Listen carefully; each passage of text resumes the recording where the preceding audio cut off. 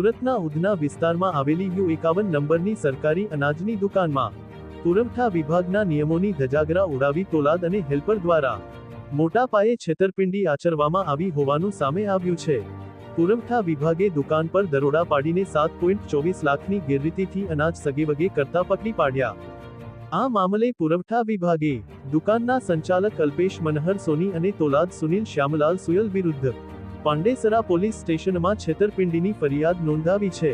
તપાસમાં બહાર આવ્યું છે કે સંચાલક અલ્પેશ સોની છેલ્લા 2 મહિનાથી કેનેડામાં હોવા છતાં તોલાદ સુનિલે તેની નકલી ફિંગરપ્રિન્ટનો ઉપયોગ કરીને સરકારી સોફ્ટવેરમાં લોગિન કરતો હતો અને ગ્રાહકોને અનાજ આપવાને બદલે મોટા પ્રમાણમાં અનાજનો જથ્થો સગેવગે કરતા હતા।